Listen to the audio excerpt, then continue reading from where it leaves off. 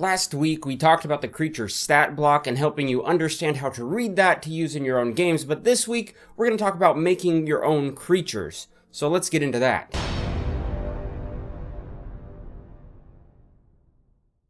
Hey fellow Game Masters, I'm Richard Quiner, and welcome back to the Daily D20, your daily dose of all things tabletop role-playing games, helping you build your world and master your game. Now today I wanted to dig deeper in creatures for Dungeons & Dragons and help you learn how to create your own. Now this information that I'm sharing with you, you can find this in the Dungeons & Dragons 5th edition Dungeon Master Guide, but the way they have it laid out there, they have kind of 3 separate tiers of difficulty for making creatures, and I just wanted to present one of those tiers to you this week. Next week we'll do tier 2, and the week after that we'll do tier 3, which is going to be like a 2-part thing because it's quite a bit of information. The reason I'm doing it this way is because creating a creature for D&D doesn't need to be that hard. It can be a real simple process that you can do on the fly, and I wanted to show you that process up front, right away, so you can get the idea of how to do that for yourself in your own games, and then I can show you the more in-depth methods later on, but you can get the idea how creatures are created and then begin to use that in your own games to customize your world for your players. So part of tier 1 of creating creatures is understanding challenge ratings on a basic level. I don't want to get into all the details of challenge ratings and the math behind it, but as a basic kind of concept, the challenge rating is how tough a creature is. It is essentially that creature's level. Your player characters have levels, your creatures have challenge rating. That's kind of the analogy we can use when describing a challenge rating for a creature. Now the challenge rating for a creature is determined by several different factors. Up front, simple mode challenge rating, you're going to be dealing with armor class, hit points, the attack bonus of the creature, the damage output that the creature can do, and the spell save difficulty challenge rating. There are other more advanced things that go into the challenge rating, such as legendary actions, spell attack powers, and stuff like that. So for this episode, we're going to keep it simple. Just those basic things are the things you want to keep in mind when dealing with challenge rating for your players. The most simple way I can describe this is if you're looking in the monster manual or in the basic rules, there are some creatures in there. Let's say you're looking at the basic rules and you find a creature that is a challenge rating of 4. What that means in simple layman's terms is that creature will be a good enough challenge for a party of adventurers of 4th level, if that party is only 4 players. This can vary. Of course, you can have players that are much more powerful than this creature, and if you have more than 4 players, then you need to up the challenge rating of the creature to give them a real challenge. If you have less than 4 players, like if you're playing with a party of 2 adventurers, you might want to lower that challenge rating as well to not overwhelm the players in this early kind of stages or in this combat encounter. So that is the basics of challenge rating, and I just want to put that in your head so you start thinking about challenge ratings for your players without getting into the math and the technical side that Wizards of the Coast has produced for challenge ratings for this version of Dungeons & Dragons. But now we're going to get into actually creating your own creature with the tier 1 method, which is the easiest way. You can do this on the fly at the table, just sitting there. If you just happen to have to pull out an encounter out of your butt, so to speak, this is the method you can use to come up with your own creatures. First, when you decide of a creature that you want to throw against your player, you're going to have to draw on your encyclopedic knowledge of the monster manual, or just look up a creature that is similar in Dungeons & Dragons 5th edition. The example they have in the book is the Phoenix and the Giant Eagle would be similar creatures, but the Phoenix would be different slightly from the Giant Eagle. Then what you're going to do with that creature that you found that is official and has a full stat block, you're just going to change some things to make it fit your creature that you need to make. So, first thing I want you to do is think of a creature that you want to alter. It could be as simple as a goblin, it could be much more complicated like an owlbear or a griffin or a giant eagle if you want to go that route. But think of a creature that you would want to alter for the sake of your game. Next, you're going to think of what changes need to happen to that creature to make it work for your new creature.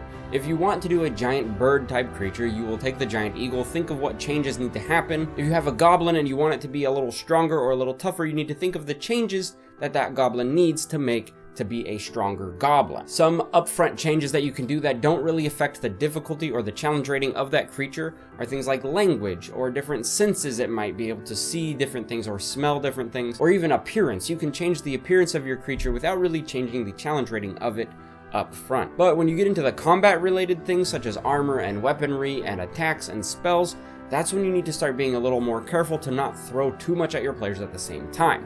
but still, we're doing tier 1, simple monster creation. We don't want to overwhelm you with too much detail, so let's start with adding weapons. A simple, very basic thing you can do is take whatever weapon the creature is supposed to be carrying and change it to something else. I like doing this and using manufactured weapons that already have statistics in the books. For example, a goblin tends to use a scimitar in the stat block. It always says scimitar as their attack, but what if I want to give it a long sword or a short sword? Then I would just do that. I would change up the weapon, and then I can look in the book, see the attack stats for that weapon, and change that for the goblin as well.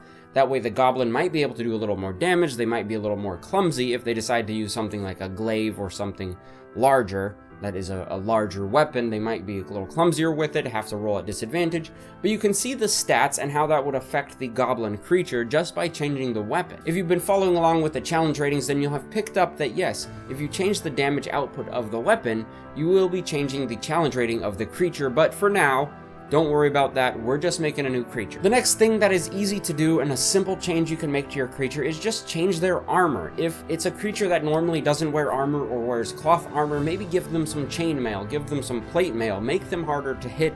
That increases the difficulty and makes them more of a challenge for your player. It's a pretty simple process, and it's the same as weapons. All you need to do is take a creature that you want, look at what armor it currently has.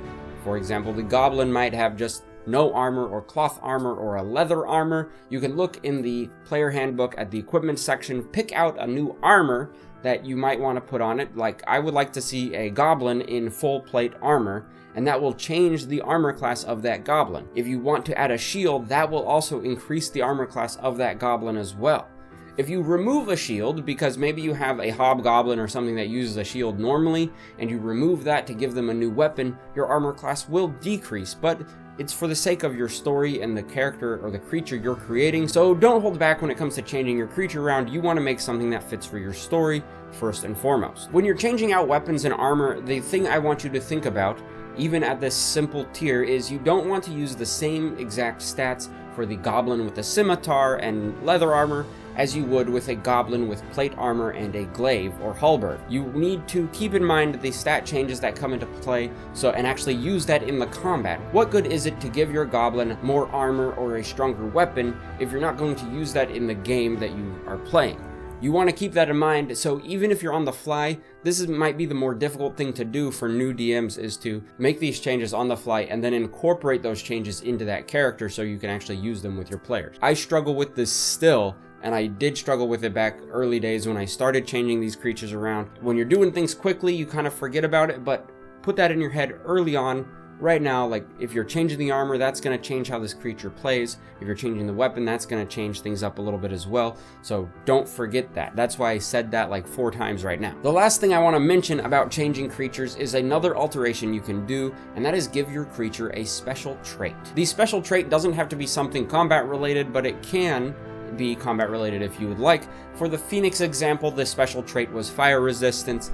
You can come up with your own special trait. If you want a goblin to climb on walls, this is another example from the DMG or Dungeon Master's Guide. If you want a goblin to climb on walls, give them the trait to be able to spider climb. I'm drawing a blank of my own creative special traits that I might want to use, but you can use that. You can go through the monster manual and find creatures that have these special traits and just steal them and put them on your new creature. It's a simple process, and it does change the stats a little bit, but it gives your creature something very unique to bring to the table, such as a goblin with spider climb. Now that you are on your way to creating your own creature, I highly recommend you sit down, take some time, and do this method.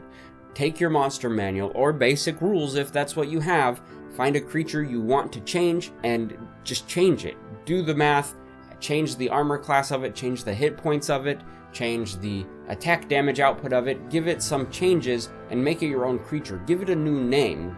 Make it something unique to you and your game and your world that you're building with your players. Then I want you to let me know down below in the comments what that creature is. Give me some more information about your creature. What was the base creature that you altered? What did you call it as the new creature?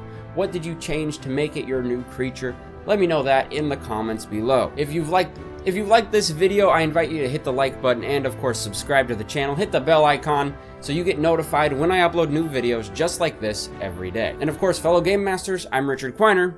Thanks for watching.